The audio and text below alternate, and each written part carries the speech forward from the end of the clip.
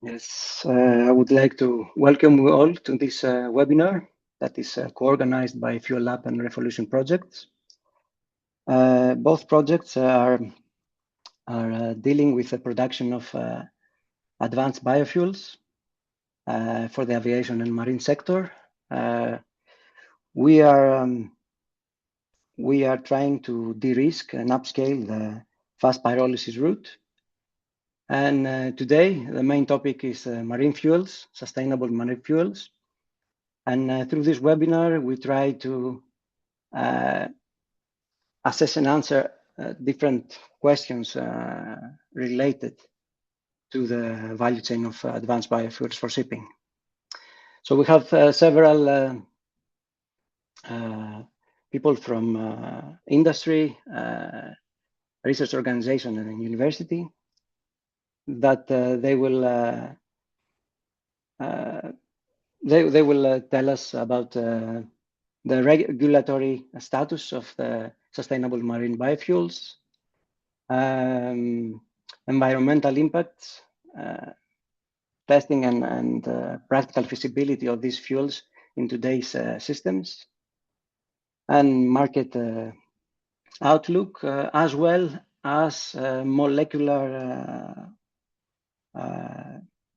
understanding of these fuels. So we'll go for very deep science into a wider framework and societal impacts somehow. Without further ado, I will invite our first speaker to speak. He's Johannes Lauterbach from Everlands, that he will go through regulatory affairs related to the European Union and the IMO.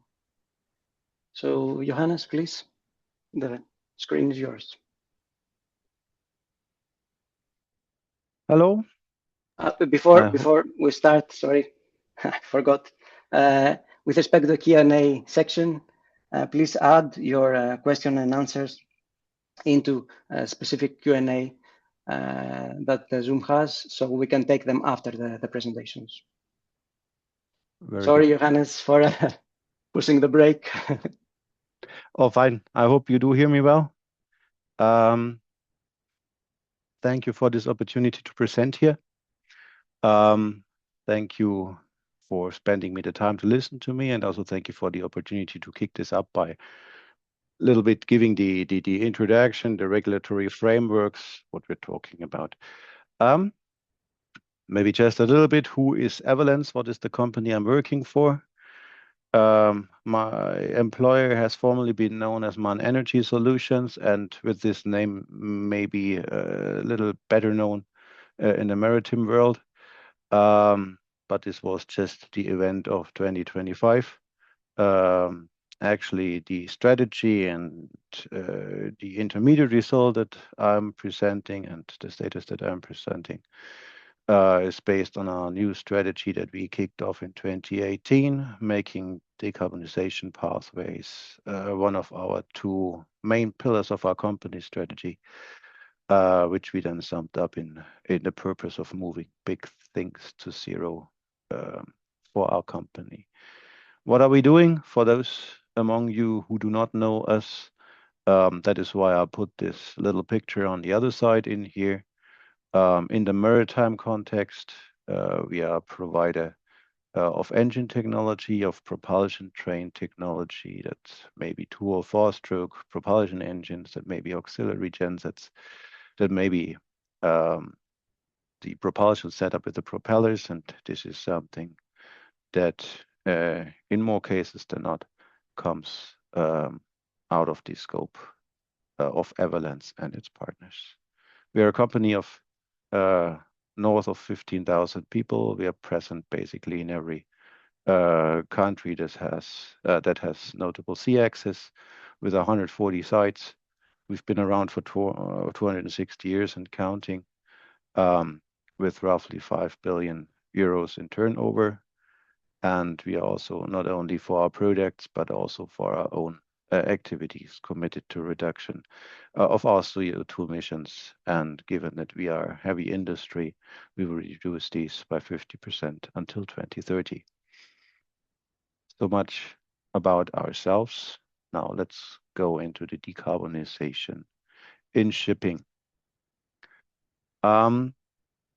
It's an area of great uncertainty, I would say, now more than ever. There's two regulatory bodies who try to guide us a little bit in the decarbonization targets, in the methodologies, how to decarbonize, in the pathways to choose and how to quantify those pathways. That is on the global scale, the IMO Net Zero framework that had actually a quite ambitious target of 100% in 2050. However, most of you, if you are active in the maritime world, must have learned in late last year that the IMO decision to adopt the IMO decision for the adoption of this has been delayed with an unknown timeline. Still, we do not know what the outlook is for that and when this will come. What is active and what is actually active since last year / this year, with first effects being taken in this year, is the FuelEU Maritime, which targets an 80% reduction until 2050, which from a strategy and a product development perspective, I must say was very valuable, because the first guidance we received on that was in the year 2021. And it for the first time outlined to a degree, made it tangible how the decarbonization of shipping can be calculated, can be quantified, how the mix of different fuels, how methane emissions would go into that. Also, how to treat biofuels, very relevant in the context that we're going to speak about in all this webinar, how this all comes together. Something that is common for both the setups is that it's a gradual increase. So it's not intended to decarbonize next year, but it is a gradual increase following the requirements. And there's only 3 major levers that I understand in which this decarbonization pathways can be sorted. And if you want to reach those long-term targets of 80 or 100%, you will not get around the fuels part. So you will need to do something in the fuels context. And in this fuel context, there is, according to my view, there is 3 pathways that we need to talk about. There's a liquid pathway that starts with the operation on diesel, that will see biofuel drop-ins. And if you're required to remain on a liquid path, then that will include methanol. There's a pathway that results in ammonia having very special qualities. And there is a third pathway that starts with LNG, requiring advanced technologies for LNG combustion, and will require biosynthetic gas to reach the very ambitious targets. And now there's a number of different ship types that need to decarbonize, and not all of these pathways are equally suitable for all vessel types. I mean, there is fuel availability as a question. Ships with non-fixed routes may have different requirements than ships with fixed routes. There's ships with high public focus or lower public focus, ships with special requirements. Just think of, maybe we have Navy ships that have very special requirements at different stages. CapEx sensitivity may make the one or other of these pathways unlikely, I would say, size. And so all these applications out there, all these ship types out there, be them existing or be they new, will most likely have to find or pick one or the other pathways to follow to decarbonize according to these requirements. Now we see the delay of the IMO decision has brought in some investment uncertainty into this whole context.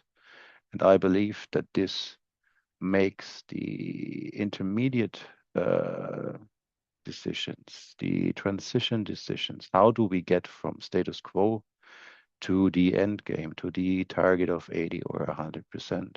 That puts even more focus on that. And according to my belief, that is especially where biogenic fuels will play a very significant, already play a significant role today, and will play a more significant role today. Because, I mean, the requirements that I would post if I were to decide to invest in a vessel, and I'm executing that based on a ferry case, you could basically use any case in that context, right? I mean, what is the main pain that I'm having? The main pain is I do not want to invest hundreds of millions of euro or whatever currency into a vessel that I'm not able to operate commercially viably in, I don't know, 10 years' time. And that means the question to me is, what options do I have? What can I do if something changes? And I'm picking the ferry case because then I can only talk about the gaseous and the liquid path. I'm personally convinced that I'm not going to see ammonia in a ferry setup anytime soon. So they have, in such a case, various options to follow. And if you want to go on the short term, then the target would be a small reduction. And you can use that by running a modern engine and maybe use some gas with some biogas. If the geopolitical situation is that you do not get any gas for whatever reason, then you always have a fallback because you can go to bio or fossil diesel in that case. If you have to achieve a larger reduction, indicated the fuel EU targets of 2035, 2030, 2039, you have the same situation. You can run a very modern plant that brings down your methane emissions even further. You can run that on gas. You could also drop in some biogas. And you always have to fall back if the gas is not available. You can run on fossil or biogenic diesel. If you have to decarb to a larger degree for 2040 plus, then you will require a very modern plant, and you will require to change some of your fuel choices here. If you're running the liquid path, that is diesel, biodiesel, methanol, and you want to achieve a small reduction, then you have the situation that you can run on diesel and you have to drop in some biofuel in this context. If you want to run a larger reduction, you can run on diesel and put in a lot of biodiesel. And if you want to decarbonize to the end targets, that is when you need to start putting in green methanol if you do not want to continue based on the biofuel. So one has to say there's a few more options that you could pull up here. The drop-in of H2 may be a solution up here. Something that strikes me in that context is that the number of options that we have at the bottom, if you're, for whatever reason, on the liquid path, limited in your options, then there's only so much that you could pick from to continue. And this is why it's good that the number of options, that the array of options that is available for such operators is increasing. And that is, I think, also the focus of this project here.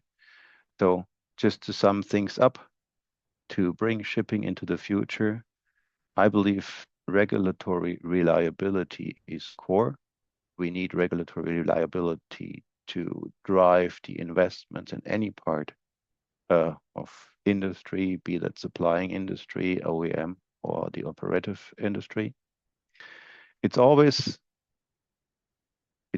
crucial to consider the operative requirements of the vessel type at hand, to generate various pathways to comply so that we are actually and feasibly able to provide options, because only the availability of options is what enables investment decisions. And with that, that already brings me to the point where I outlined my perspective on the regulation and what's driving us, and maybe in what direction that may be driving us. Thank you for your attention, and I would hand over to the next presenter. Thank you very much, Johannes, for your presentation. before we go to the next presenter, I would like to ask a question. I feel it's so obvious that I need to ask it right now. I didn't see in your liquid path the biofuels. It was only in the gas. Did I understand correctly? No, it's actually a crucial path. So I added the HVO and pharma in there as a representative of biofuel. You cannot decarbonize the liquid path without biofuels. Okay, but you don't see the emerging technologies there. Yeah, at the moment, I don't see them much, but I'm very happy if these options come in. So this is very crucial. I believe this is one of the major deficits of the liquid path. We need more options down there. So Yeah, okay. Exactly the contrary, yes. We clearly agree on that. Thanks again. Then we pass to the presentation from the University of Rostock that will be given by together, I believe, from Annika and Fanny, and give us a more, let's say, fundamental scientific understanding on the molecular characterization of pyrolysis-related advanced biofuels. So, Fanny and Annika, I don't know who will start. The screen is yours. So hi everybody, it's me starting, Fanny Langschwager, and we will speak about blending behavior and the molecular characterization of pyrolysis oil-based fuels. And sorry. Now it works. So first, the production of the pyrolysis oil. So we start in our project, or the companies or the partners start with lignocellulosic biomass, which consists of lignin, cellulose, and of course hemicellulose from biomass. And then there's a process named fast pyrolysis, where the biomass is heated up to 450 to 550 degrees Celsius without oxygen, and then you have pyrolysis oil. But the pyrolysis oil has a high water content and high acid numbers, and is not directly usable for the engine. That's why we need some upgrading step. And we had two projects. The first one, the Pyroma project, where we did an esterification step of the pyrolysis oil to reduce the acid and the water content. And the REFOLUTION project, which is the main focus today, we have a multi-step deoxygenation, hydrogenation done by the partner VTG. And our part is to characterize the upgraded pyrolysis oil as marine fuel. We start with the esterification. So we esterified the pyrolysis oil with higher alcohols, higher than hexanol, which was produced in the catalytic condensation out of straw-based ethanol to get the Pyroma blend stock. And we tried to blend this blend stock into fossil marine fuels. You can see a table of the values we got for the different types of Pyroma blend stock. And what you can see here is when using butanol as alcohol, we cannot reach the limit value of the ISO 8217 for marine fuels. The flash point must be above 60 degrees Celsius, and when we take hexanol and higher alcohols for the esterification, then we fit in this specification. But nevertheless, the acid number was decreased by the esterification from 180, 150 milligrams potassium hydroxide per gram down to at least 20. But this isn't enough for the ISO standard, and this acid number can also cause corrosion at stainless, at steel, construction steel and copper, for example. And it has a very, very low mixing stability. So when you mix low amounts of these esterified pyrolysis oil in DMA or MDO, because of the high acid number, you have no well mixing. The well mixing is just when you have 80% or 90% of the esterified pyrolysis oil and the rest of MDO. But this doesn't comply with the standard because of the acid number. And that's why that this is not a well route to go or to use it as marine fuel. And then we have the multi-step upgrading in the REFOLUTION project, where we also start, or the partner starts with the fast pyrolysis oil, or the pyrolysis oil then has a stabilization step, and then the hydrodeoxygenation step to get a marine fuel.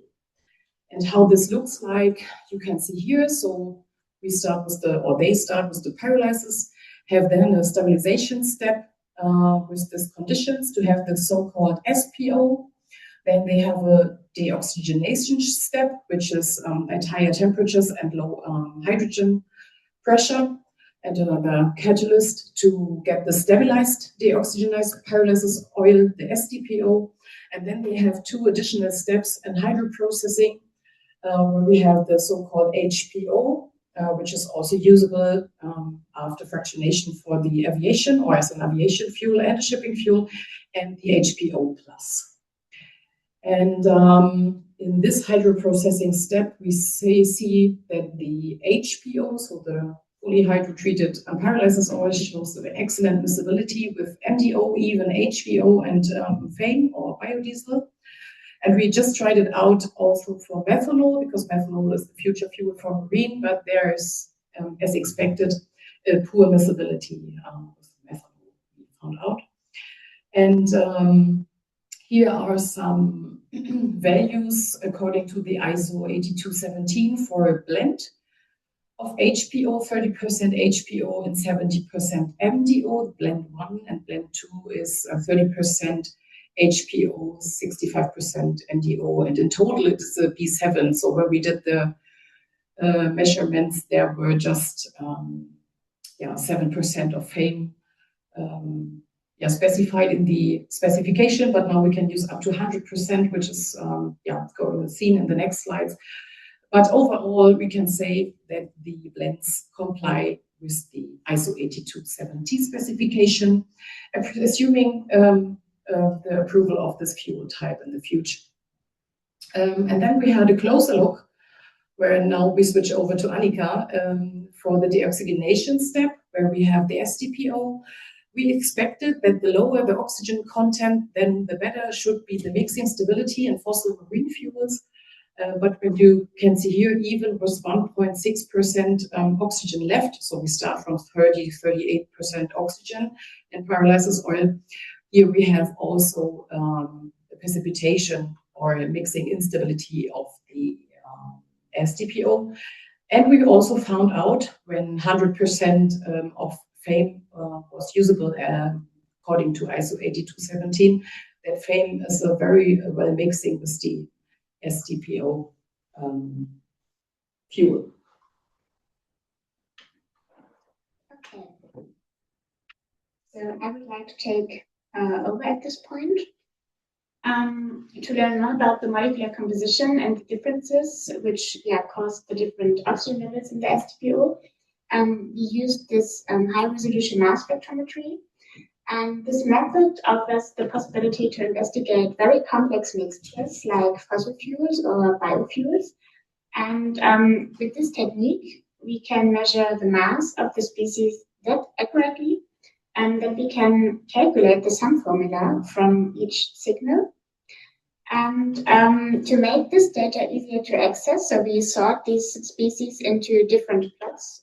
For example, these compound class diagrams, where every sum formula, which is composed of just carbon and hydrogen, goes into the CH class. And every sum formula which contains, besides carbon and hydrogen, also one oxygen atom, that goes into the O1 class, and so on. And we can also look more detailed into the compound classes by using this kind of GPE versus carbon number plots, where these dimensions are spent here by the aromaticity and the molecular size by carbon number. And each of these dots that you can see there is accords to one sum formula. So with that, before we go into detail on the SDPOs, I would like to show you the influence of the upgrading on the residual polar species. And so the SPO shows a broad distribution with molecules having very high oxygen with up to 10 or 11 oxygen atoms per molecule. When we then look to the next processing step, so we see that STPO contains residual oxygen species which are narrow oxygen range, ending up with 4 to 5 maximum oxygens per molecule, and but still relatively high intensity. And when we then look to the HPO, we can see that both is reduced again, so the oxygen number and also the intensity of the leftover oxygenated species. But yeah, let's look now more closely to the STPO. So we investigated 10 different STPOs with residual oxygen content ranging from 1.6 to 13.2% oxygen. And we grouped these STPOs into low, medium, and high oxygen content STPOs. Each of these groups showed distinct differences on their molecular level. So for the low oxygen content STPOs, we see that they are characterized by a high intensity of O1 class species and low O2 class species. When we look into the medium category, we see that they are quite balanced between the O1 class and the O2 class. And when we go to the high oxygen content STPOs, we see that these are characterized by a low O1 class and a high O2 class. So then we were asking which kind of species made these differences in these classes, and therefore we have to look more closely into the into the fingerprint of the different compound classes, which we can see here as these DBE versus carbon number plots. And in the top row, you can see the O1 class of the different oxygenated STPOs. And here in the bottom row, you can see the O2 class. And we will start here at the high oxygenated STPO range. And there you can see that these species are characterized by these DBE4 species and this DBE5 species. So these are most likely lignin monomeric species, like you can see down here, monomeric species carrying 2 oxygen atoms. And the row over here at DBE8, so this is most likely this kind of species. So lignin pyrolysis products dimers, also containing 2 oxygens in their molecular structure. And when we go then to the medium oxygen class, then we see a decrease of lignin monomers in the O2 class, but simultaneously an increase of these species in the O1 class. So these species might look like these over here. So monomeric lignin pyrolysis products carrying 1 oxygen atom. And yeah, when we it seems like that these smaller compounds can be easier be upgraded during this deoxygenation process. And in the low oxygen class, we further see a reduction of the O2 class, so here's mostly nothing left, and a strong increase of spacing for monomeric and dimeric lignin products in the O1 class. Yes, and with that, I already want to sum up. So pyrolyzed oils have high total acid number and water content values, as well as only poor compatibility with marine fuels. So we need an upgrading. And the esterified pyrolyzed oils, as well as the STPOs, showed already better TRN numbers and lower water content compared to the parent oils, but the blend ratio is still limited. They show kind of opposite behavior in blending with conventional fuels, so you can blend a small part of these conventional fuels in the biofuels, but not vice versa. And they have a good miscibility with more polar fuels like FAME and UMI. And the STPO in the high resolution mass spectrometry showed that residual oxygen content influences the molecular composition of the fuel. And for the hydrotreated pyrolyzed oils, the HPOs, we have very good TN values, very low water content and oxygen content, and they are perfectly miscible to conventional fuels. And with that, we would like to thank you for your attention. Thank you very much, both. You really highlighted the complexity of these liquids. I mean, fossil fuels are not complex, but also biofuels are not complex either. There are hundreds of compounds in them, and it's good to remember that we compare with systems that they are optimized for many decades, right? Fossil fuels have been optimized in internal combustion engines, so it's a difficult task. Yes. Yeah. Then we can pass to our next speaker, Andrew Lemesher from ITOP, where he will focus on the environmental impact of the use of marine biofuels. Hi there. So Andrew, yes. The screen is yours. Thank you. Just get my presentation up.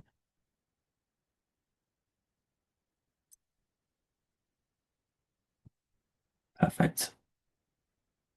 Thank you very much. Thank you for having me. And yeah, can you see my slides now? Perfect. So yes, thank you very much for inviting me on this webinar today. My name is Andrew Lemesher. I'm a senior technical advisor at ITOP. My background is in environmental science, and I'll just introduce you to a bit more about the environmental and the spill response implications of if these marine biofuels were to be released into the marine environment during a shipping incident. So just a bit of background about my organization. So we were founded following the supertanker Torrey Canyon spill that happened off the coast of the UK in 1967. And we were originally founded to be the International Tanker Owners Pollution Federation in order to administer compensation to those affected by oil spills. And then in the 70s and 80s, I'm sure you're all aware of the significant tanker spills that occurred around the world, the Imoca Cadiz, the Prestige, etc. We developed our services to provide advice on these large tanker incidents of how to clean this oil up from different types of shorelines, and also how the environmental impacts are, and how to also help with the compensation process for those impacted communities. And then in 1999, we increased our services not just to tankers but to all ships now. So we have we represent around 90% of all ocean-going tonnage, and so chances are that one of our members and associates, if there is a spill or a shipping-related incident, that it will be one of our members and associates. And so we provide technical advice from an objective standpoint. We are funded by the shipping industry, but we are providing advice to all parties, whether that is fishing communities or whether that's the government, national authorities, as well as insurers as well. And so, yeah, we're primarily funded by the global shipping industry, and we work on a not-for-profit basis. This is just a map just to show the incidents that we have attended in the world. So we're an international company with offices in London and in Singapore, and yeah, over 850 different incidents in 100 different countries where we will travel there. I'm a 24/7 responder, and therefore I'm on call to attend on these incidents. And just to put this in context, we have responded to spills of bio-derived oils, so not necessarily biofuels, ships using biofuels as propulsion, but vegetable oil cargoes and others as well. So we do have some experience in this. And so when it comes to a spill of anything, really, we really need to focus on the properties. So as was just discussed in the previous presentation, you've got these different chemical characteristics and the different properties that these substances have. So for example, the substance's density, solubility, pour point, melting point, vapor pressure, etc. These properties will all have an effect on how they behave in the marine environment. So, for instance, if the substance is less dense than seawater, then you know it will float. If it's insoluble, then you know it's going to persist. And really these properties are intrinsic with how it behaves in the marine environment, and therefore what the impacts are going to likely to be, and also what that means for spill response as well.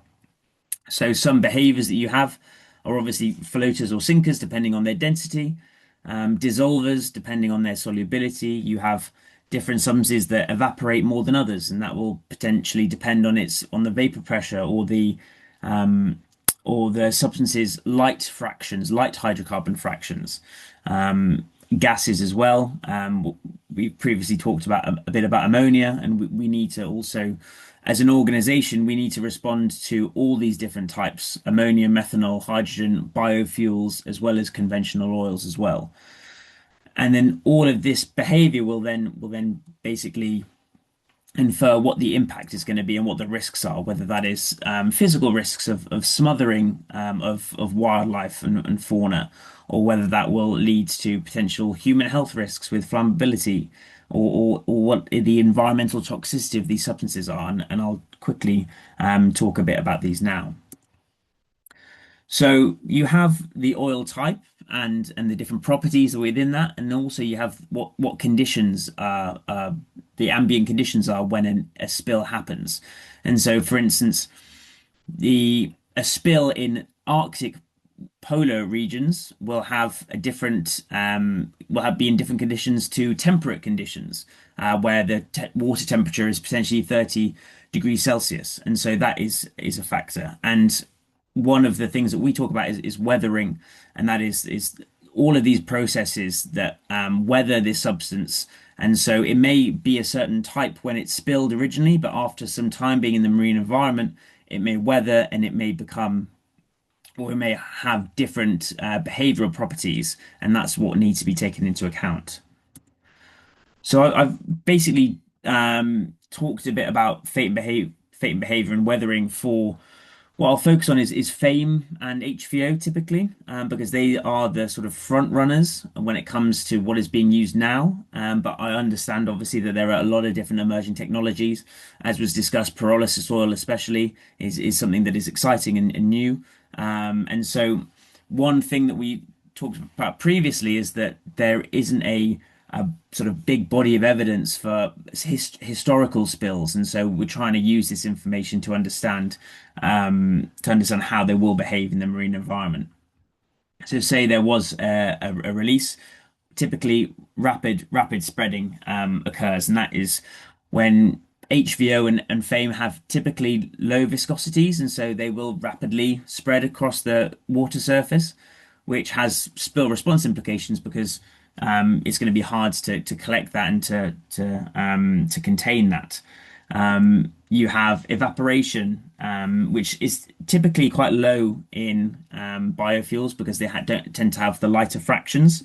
But it does sort of, depending on blends, you can have lower blends of biofuels that still evaporate. You then have dispersion as well, which in high energy conditions, you can have a lot of dispersion in the water column. But if that agitation stops, you will then have it recoalescing into forming these slicks again. Dissolution typically is low in these substances, like any sort of oil type. They don't tend to dissolve in water, and therefore they are insoluble, and will therefore that will not be a key strategy. Biodegradation is really the key one. So obviously because of, for instance, FAME's oxygenated structure, it allows a lot more bacterial attack, and therefore biodegradation can be almost the whole volume of oil after 28 days can be biodegraded, according to some studies undertaken by CEDRA in France. And so biodegradation tends to be the key weathering factor when it comes to these substances. Emulsification as well really depends. Emulsification is the sort of incorporation of water within an oil matrix, and that tends to be relatively low, and any emulsification is highly unstable as well. And sedimentation, due to the fact that it has a tending to be a high density, it tends not to sink down into the water column. And oxidation as well tends to be quite low because you don't have those hydrocarbon fragments that are conducive to photooxidation. And so I just wanted to talk about a case study. So this was in Uruguay in 2015. So a tanker with soybean oil as cargo of 33,000 tons ran aground, and there was a potential risk of release. Now, when it comes to this, soybean oil has a sort of pour point, melting point of -20 degrees. So you know it'll behave as a liquid, and you know that it will form a slick. And so therefore, due to the proximity to this, as you can see, colony of American sea lions and fur seals, the main environmental impact will be that smothering impact and that effect that typical oil has. One other thing that was thought about was that in sheltered waters, because of this increased biodegradation, you may have increased bacterial activity, which will reduce the oxygen content in the water column, which could then potentially lead to environmental impacts as well. And I haven't got much time, but also there was an incident of palm oil spilled in Guangzhou in China that made its way into Hong Kong. And as you can see, the properties are really important here because the melting point was around 30 to 37 degrees Celsius. And so it actually solidified upon contact with the water. You can see this is sort of immediately after the spill. And then in day two, it sort of, with the currents and the wind, spread further and then broke up even further. And so you have a really small window to respond in the event of these incidents. So this is just to show vessels trying to collect. So the typical skimmers and booms that you'd use for oil did not work, and therefore you had to use quite basic nets and scoops to try and collect this solidified substance up as well. And then shoreline impacts, you could see that you've got quite significant shoreline impacts, but it's not the typical sort of liquid phase that you would have in an oil spill. It's solidified. It's quite putrid smelling actually, and it caused quite a lot of amenity closures due to the fact that it is currently biodegrading. There's bacterial activity, and it is effectively rotting as well, which is a factor when it comes to spill response. But you can see that this was cleared up relatively quickly, and actually a lot of it was being able to convert it back to biofuels. So just from response implications, highly variable. So you have all these different properties depending on its feedstock, as we've sort of discussed, its types, its blends as well. So obviously the more that it's blended with a typical hydrocarbon, therefore it will have more typical hydrocarbon behaviors. Traditional spill response equipment, so booms and skimmers, can still work. However, depending on the different scenarios and the properties that these biofuels or vegetables have. Basic collection methods can still be used if solidified, and used to quite good effect in this case study. And one complication is that these amenity factors, the biodegradation, cause a foul smell. And also there are some substances that can potentially be more dense than water and sink to the seabed, which would be very difficult to clean up. But fortunately, FAME and HVO aren't those types.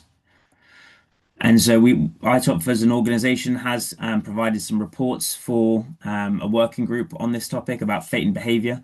And so for all of these different types, you can access at that QR code. But yes, thank you very much. And I'm happy to take questions in the Q&A session. Thank you. Thank you, Andrew. It's very, very interesting to hear all these different phenomena, and actually the added complexity of the different fuels, right? Yeah, definitely. Yeah. It's extremely complex. So there is a lot of, let's say, space for research and understanding of the side effects of all these technologies. Definitely. So we can proceed into our next speaker, Stine Eriksen Hammer from the Norwegian Coastal Administration. That she will talk more about the practical feasibility of biofuels. Thank you very much. Please, Do you see Stine. my screen? Yes.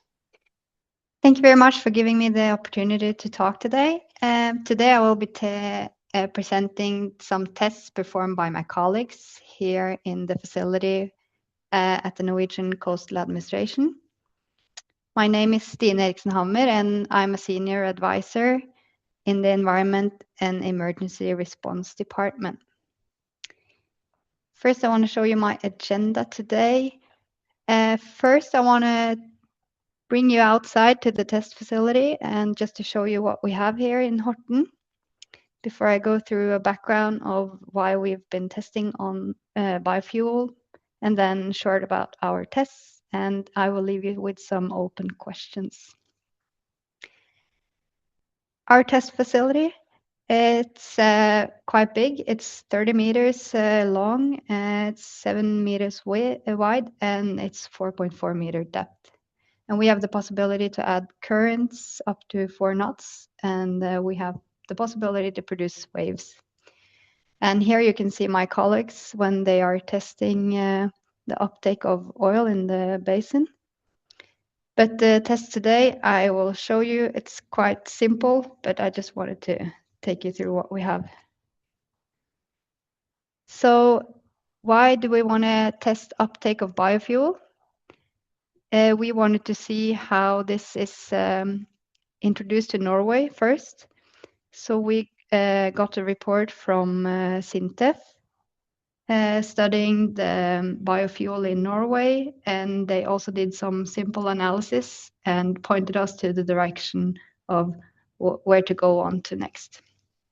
Biofuels was introduced in Norway in 2004. Both biodiesel and HVO is imported in 100% via maritime transport into some few ports. And as we've already learned today, the spill response strategies must be adapted to the oil properties. And the report, they advised us to assess the performance of current spill response equipment when applied to biofuels, and especially going into the sorbent booms. So I will take you through the tests we did here. First, the test procedure is made together in the Nordic Council of Ministers, and it's a 2-step procedure. The first step, we want to test oil sorption capacity and oil retention capability when exposed to only oil. And then we go to the sorption of water and buoyancy of boom when fully saturated. And the second step is to verify the sorption capacity and oil retention capability when exposed to oil on water. And you can see some simple pictures up here. So the test procedure is shown in the picture down here. It's quite simple. First, we weigh everything, and then we've exposed 2 different sorbent booms, polypropylene and cotton. We exposed it to oil and to water and to oil on water in different exposure times. And after exposure, we weigh everything to find the sorption capacity. And then you let it drain for 5 minutes and weigh it again to find the retention capability.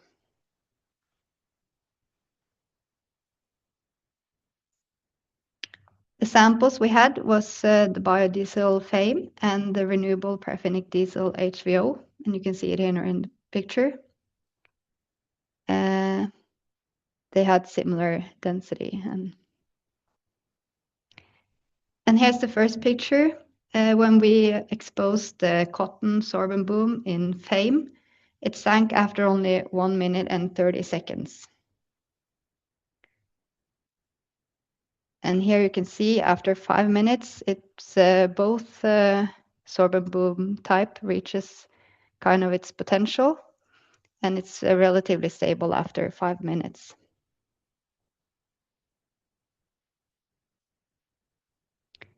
Afterwards, we exposed it to only water, and as we can see here, the polypropylene boom takes up less water than the cotton boom.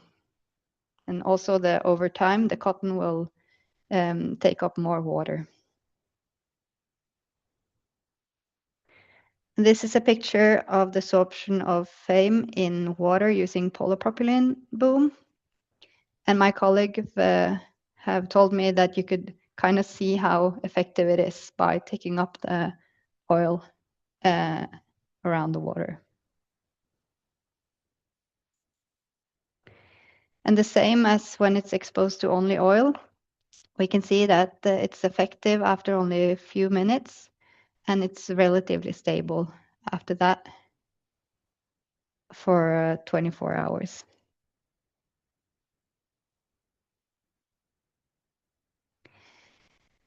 And SINTEF has also done some more tests on these oils, weathering and toxicity tests, and also the dispersion effectiveness. And they publish everything. So I advise you to check out this publication if you want to learn more about that.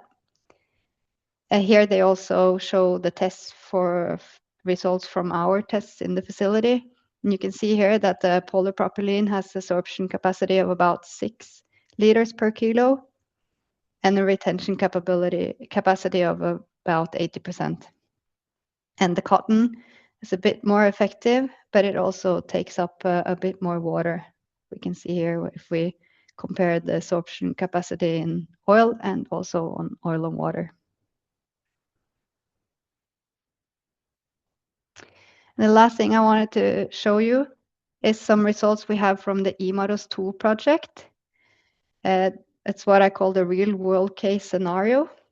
In EMAROS 2, we tested the uptake of different ULSFOs and VLSFOs. And none of them were marked or sold as a biofuel, but we found that one of the ULSFOs had a chemical analysis where we could identify cardinal, which is a cashew nut shell liquid. And the reason why I wanted to show you this is that it gave a strong and unpleasant odor to the oil, which complicated the handling and operational work. We also did some occupational exposure assessment of all the oils in the EMAROS 2 project, but we didn't find any concentrations above the occupational exposure limit, but it really had a distinct smell when added the cardinal. The ULSFO had a low viscosity and high pour point and density, similar to other low sulfur fuel oils, but this one had a even lower viscosity than the other ULSFOs. And in general, the low sulfur fuel oils can be difficult to take up during spill response because of their chemical properties. In this case, we had no available information on the biocomponent share, and it's unclear how much the bio content alters the oil property. So in the end, I want to leave you with some questions, maybe some further research questions. We already heard some already working on today, but first one is which physical and chemical properties can we expect in future bio-oils? Our tests were performed on quite simple HVO and FAME, but how will this differ in the other types? And how do varying biofuel blend concentration influence the environmental behavior and properties of the spilled oil? We heard from Andrew that this is very important, and we could see that it's very different relating to the oil and also the environment where the spill is. And the third is how effective are current detection methods for identifying bio-oil spills in the marine environment? Just with this simple case, we can see that we have one oil which is blank and the other one is brownish. So this might differ when detecting these oils. And that was my presentation. Thank you. Thank you very much, Stina. I think you built on the presentation by Andrew quite well. We had a continuation. So the importance of attacking such incidences is very high, I think. We go to the last speaker, Anders Walland from Sintef Ocean, that he will talk about technological developments and market outlook. So Anders, please. Yeah, sure. I'll give you a short presentation here on the title Technological Developments and Market Outlook. It's in part similar to the first presentation, but from a different viewpoint, so more from a market viewpoint. The first part is where we are in regards to fuel use in maritime in terms of global shipping. And the number of ships that is represented in the left part of this figure is approximately 130,000. And all statistics show that currently we are using about 70% heavy fuel oils, fossil-based, about 25% marine gas oils or marine diesel oils, which are more distilled. And then the rest is basically liquid natural gas as fuel for ships. The percentage of any other alternative is pretty low, since there are only a few countries that mandate the use of biofuels as part of the fuel mix per today. So according to the IMO, the International Maritime Organization, global shipping is still using in excess of 99% fossil fuels. So that's where your market is. I'm just using these figures taken basically from Lloyd's Register and from DNV's Alternative Fuel Insight platform, where we can see that out of the 130,000 ships in operation, about 5,500 were built since 2020. The total number of those 5,600 that could use any alternative fuel is in excess of 700. But if you remove the ships using LNG or LPG as fuel, because they are considered alternatives, you're left with about 55 vessels, and most of them are built to run on methanol. So we haven't really started the run yet. And then in terms of the market, we have some relatively important players. So the guy to the right is my schoolmate from back in university days, Lasse Kristoffersen. He used to be head of Klaveness. He's currently the head of or the CEO of Wallenius Wilhelmsen, car transporters.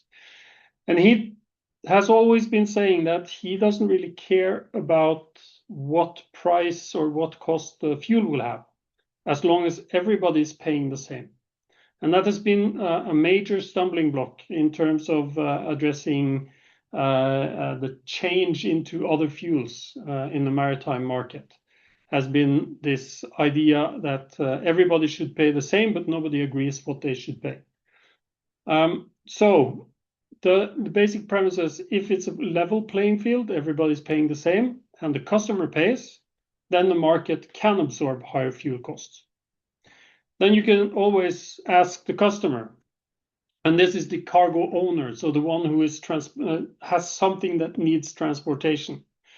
And depending on the sourcing, you get anywhere between 70 and 90% of the cargo owners will tell you that they are willing to pay a premium to have zero carbon shipping or low carbon shipping.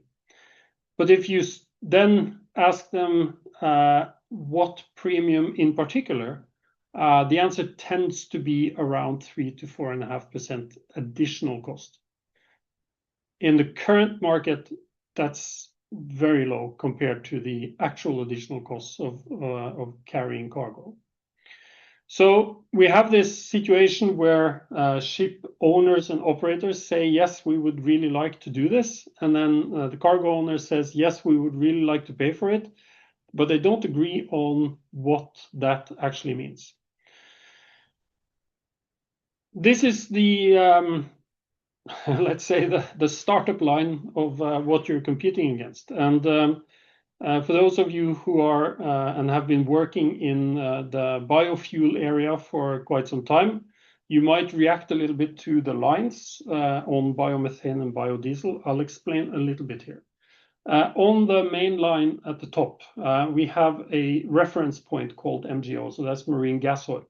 Marine gas oil is here treated as an average between marine gas oil, marine diesel oil, and heavy fuel oil, and the emission profiles of those. And then we say anything to the left has less climate gas emissions, anything to the right has higher. And as you can see, if you source your ammonia from the wrong source, you have higher emissions. If you take it from the right source, you can have relatively low emissions. Same for hydrogen.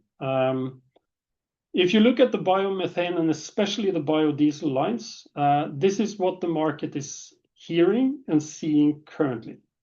Now, I know that if you're looking at sustainable biodiesel, for instance, you will be very much to the left on this figure. So you'll have quite substantially lower emissions than the fossil equivalent. However, there are ways of sourcing material for biodiesel, which makes the greenhouse gas emissions higher than the fossil fuels. And since this has happened, that companies have been using biodiesels and biofuels with the wrong kind of sourcing, this has stuck in the market. And there are actors who politically are working to utilize the fact that you can have the wrong sourcing of the material.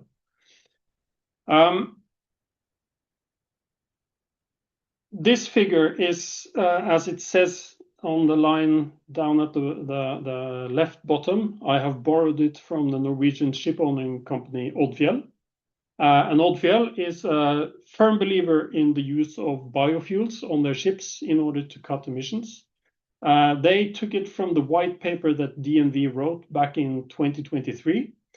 And this is an overview over a lot of published studies on the availability of sustainable biomass to produce fuels.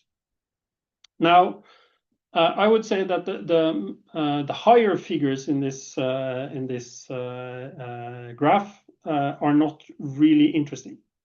The one column in a different color, which is in, let's say, salmon color, more or less, is the actual DNV study where they looked at what they thought was the availability of sustainable biomass. And it gives an uncertainty range, as you can see. The interesting part for me is if you look at the lower part, so the lower figures given by all of these studies is still above what global shipping uses in terms of energy today, which is approximately 12 exajoules, or equivalent is 300 million tons of oil equivalents. So even if all of them are wrong in terms of the higher values they give, and they are maybe right at the lower values, it looks pretty good in terms of what can be actually produced to support global shipping. I'm going to tell you a little bit about what. So the first presenter was focusing on what's happening with the EU, which is a regional initiative and will mostly affect regional shipping around the EU.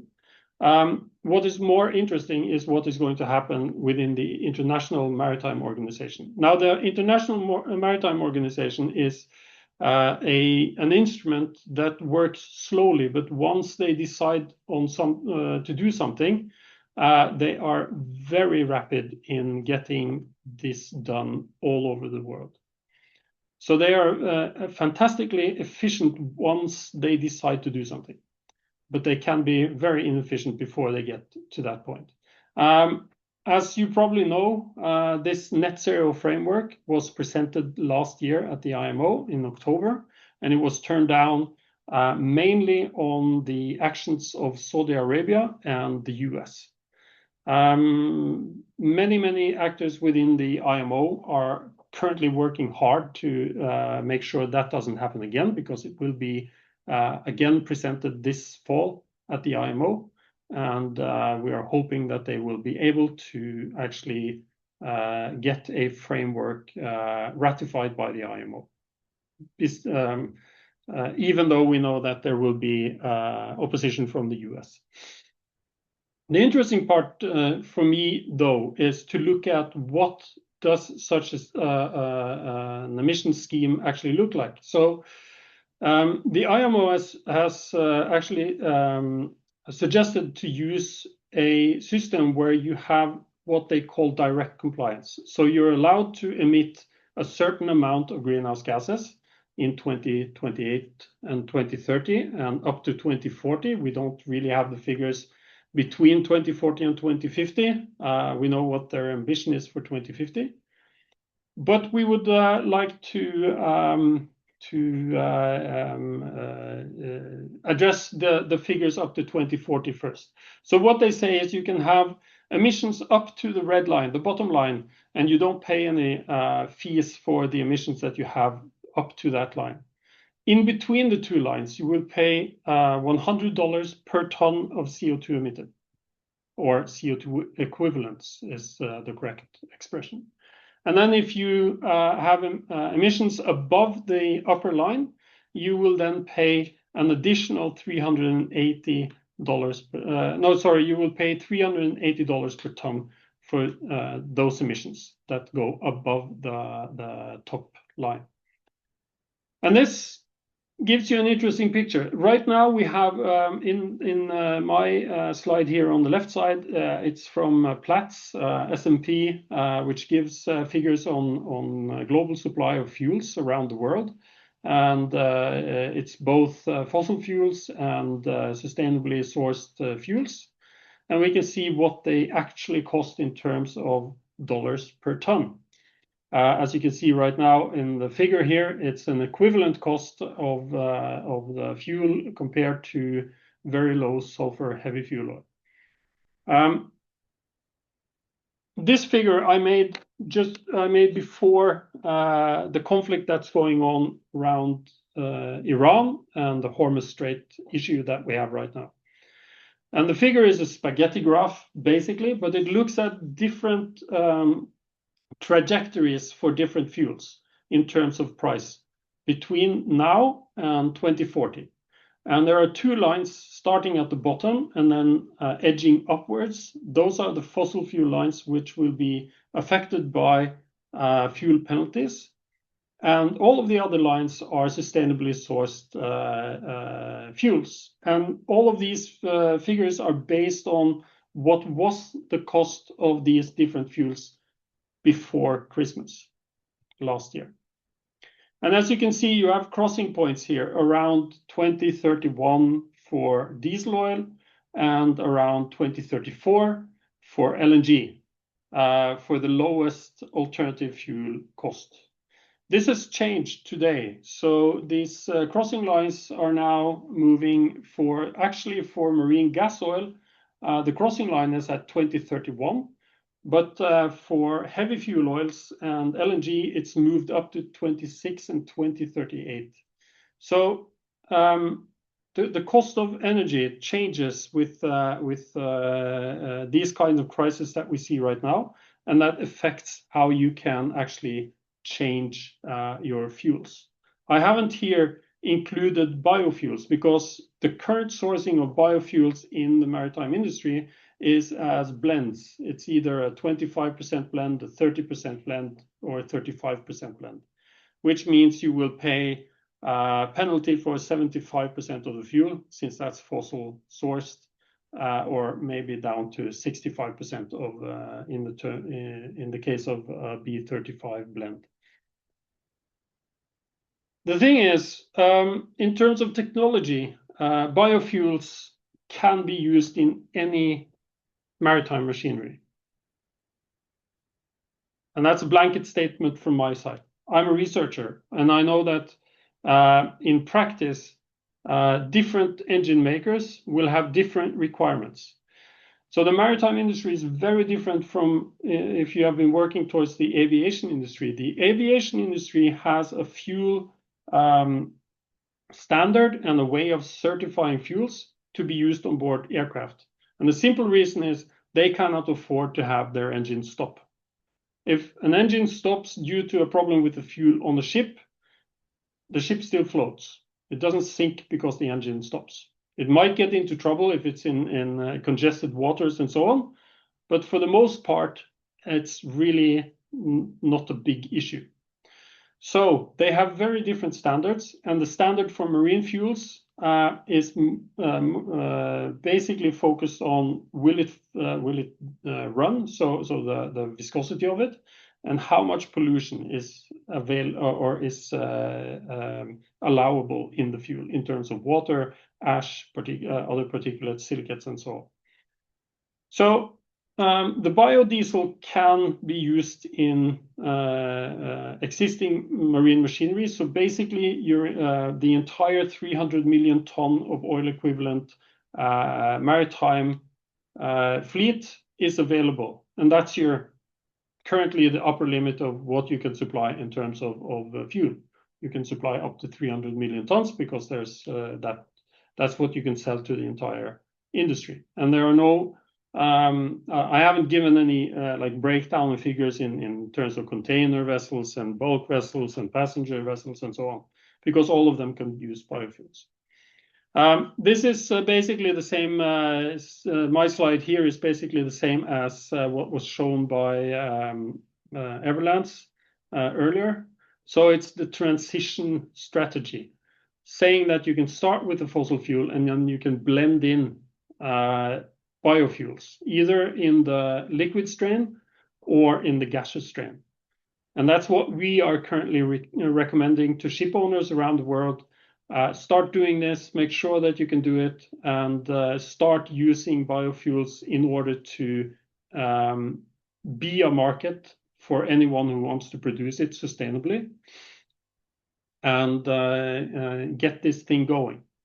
So, and the interesting part here for me is that even though biofuels right now might be very expensive compared to fossil fuels, or they will be when the Hormuz Strait issue is fixed, blending in 10% of something that's expensive into your fuel blend doesn't really affect your overall fuel cost that much. You don't have to go to 100% right away, because these regulations, as you saw in this figure, they start off pretty easy and then they become stricter and stricter over time, over 10 years. So it's possible for... if you can summarize, because we need some time. Yes, I will. So this was my last slide. So thank you. Excellent.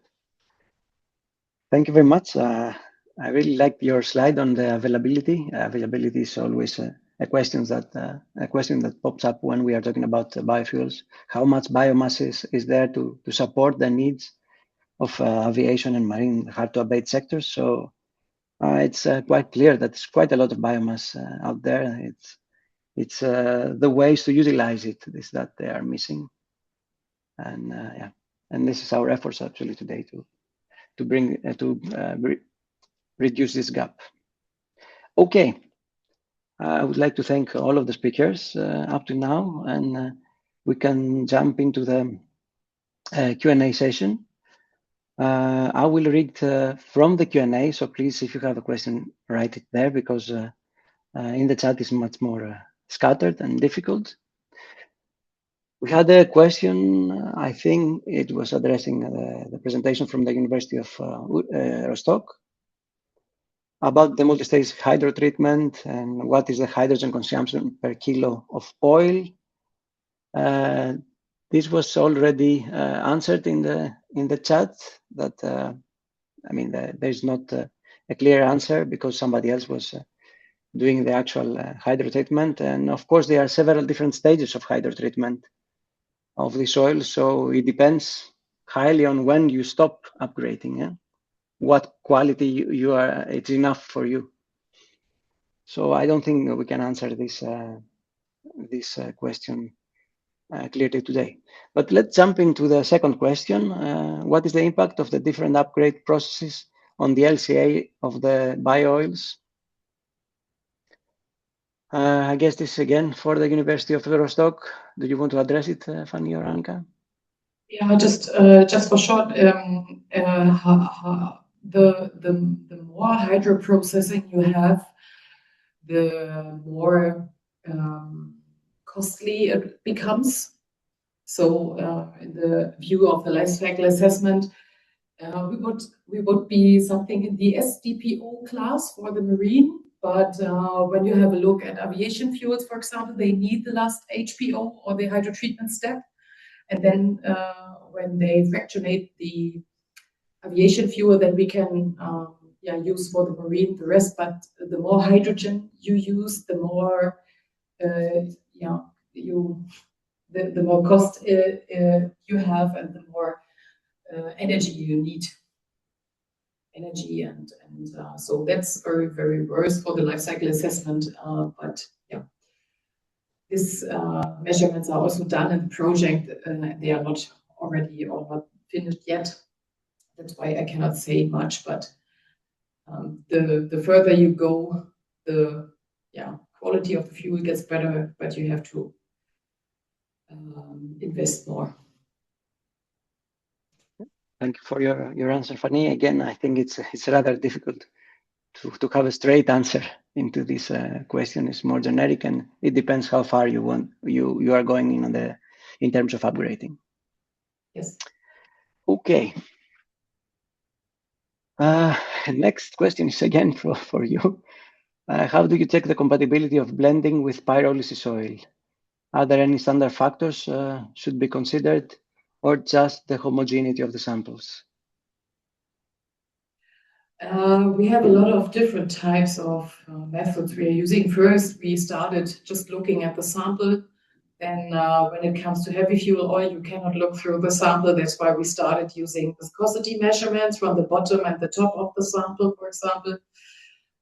Then we went over to use, it's called the hot filtration, or the TSE, TSP, and TSA values for that.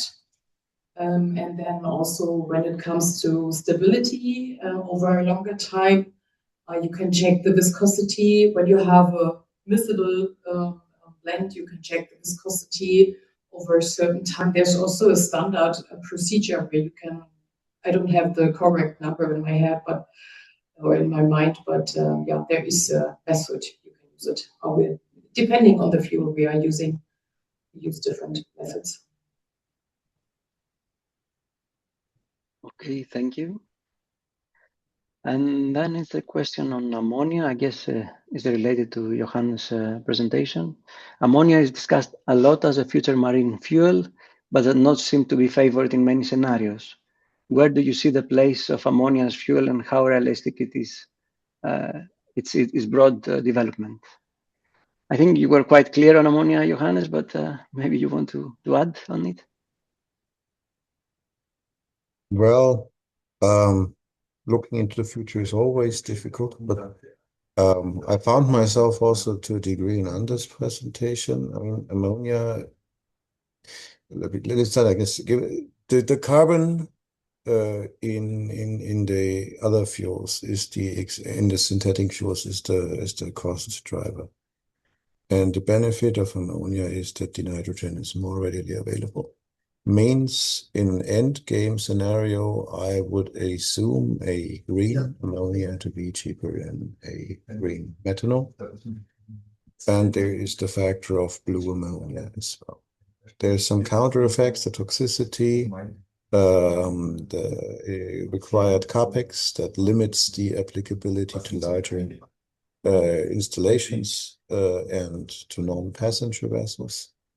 And this So we have these countering effects, probably a bit cheaper in terms of long-term OPEX, a bit more expensive in terms of short-term CAPEX.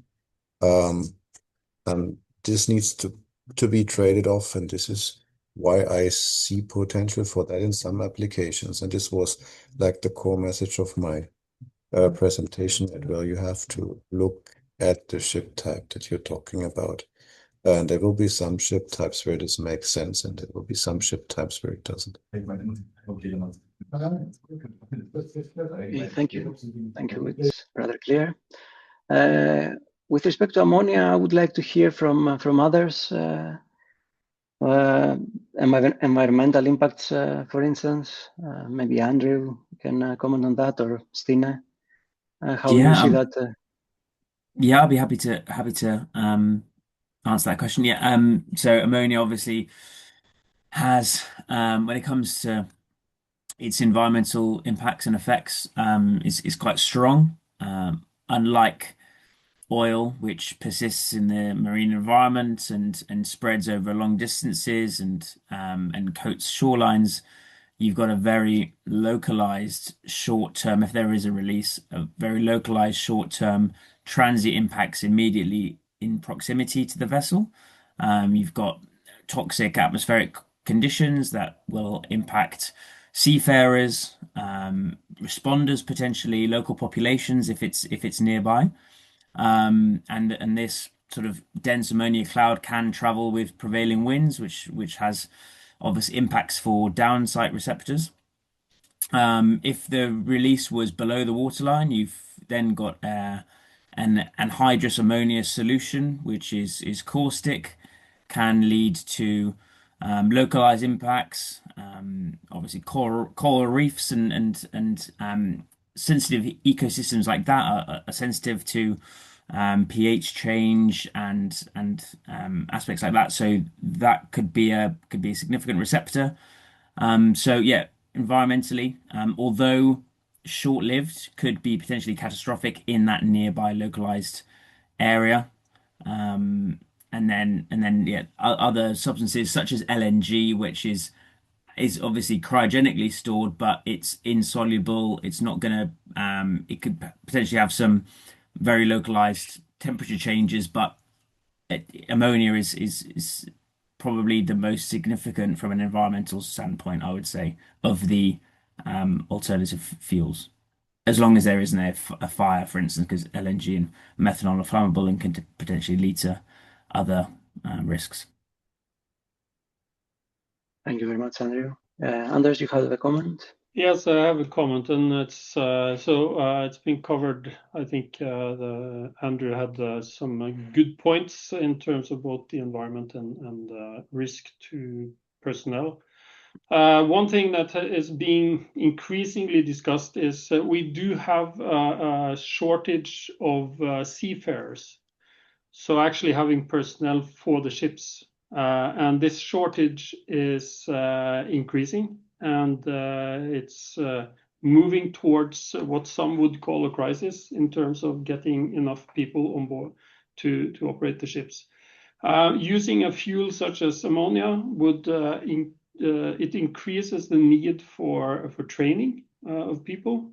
And there is also a question of whether we will have enough people who are willing to actually work on a ship that operates on ammonia due to the significantly higher risk levels. So ammonia, as it was said, if you have a leak of diesel oil, it smells bad and so on, but you don't die from it. If you have a leakage inside an engine room, and I'm not talking about a drip or anything, but a major leakage inside an engine room, you will be severely injured or maybe die. So it's a very different fuel in terms of risk than what basically any other alternative is. Thank you very much. That's a very valuable comment. I think it's still personnel behind the ships going around the world and delivering all the goods. We go in the next question that is again for University of Rostock. is from Dr. Sanya Gayela, if I pronounce it right. Probably not, but it's for the PISAF in the UK, and they would like to know, he would like to know, or she, the solvent ratio and the reaction time that has been used for esterification. Have you tried with fractionated fraction of pyrolysis oil? Also, any cues on hydrogen consumption? I don't get this. Observations across SDPO, HPO, and HPO. Yeah, do you want to comment? For the esterification, we used butanol and hexanol, and then we used the solvent from the catalytic condensation from ethanol and removed the lower phase and then used the upper phase, so octanol, decanol, everything was inside. So this was our solvent, so the reactant was also our solvent due the reaction. Then we had the ratio 1:1, one part of pyrolysis oil, one part of the alcohol, and 3:1, 3 parts of pyrolysis oil and 1 part of the alcohol. And the reaction type was a little bit depending on the amount of water was formed during the reaction. I would say about, I don't know, 24 hours, maximum 2 days. It was a small scale. The largest scale they used were 2-liter conversation. And we didn't try fractionated or fractionation of pyrolysis oil. We tried it in another project, but unfortunately we didn't go to so far that we could test it in the timeline of the project, and we have no idea on the hydrogen consumption because another partner is doing this measurements or this conversion of the pyrolysis oil. Yeah. Thank you very much, Stefan. Then we have a question to Andrew. Do you think current spill response training sufficient prepares crews and authorities for fuels that do not behave like conventional oils? Yeah, and I think it sort of follows on quite well to Anders's point as well.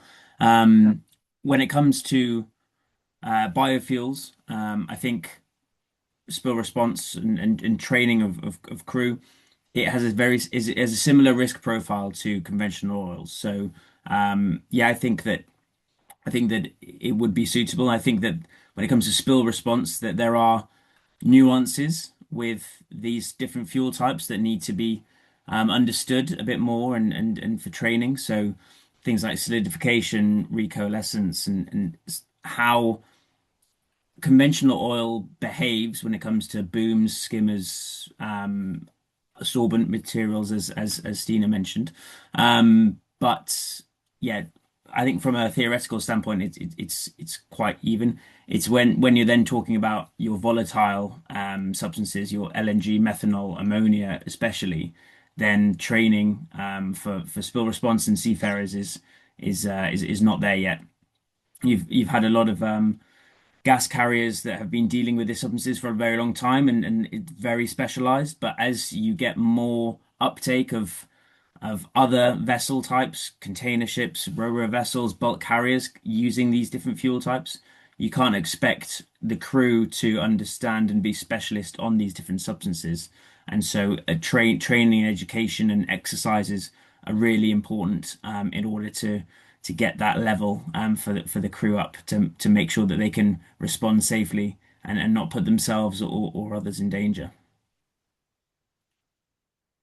Thank you for the very detailed answer. Indeed, we are dealing with complexity. I think I will close the webinar here by saying that that's what we are dealing with, complexity. There are solutions, several solutions. We need to work on making them happen, but the side effects are also very, very important, as highlighted with many of the presentations and the questions today in this webinar.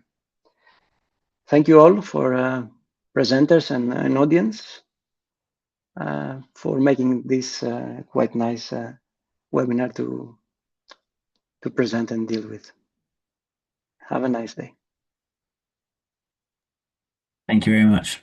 Thanks. Goodbye. Thank you. Goodbye. Bye.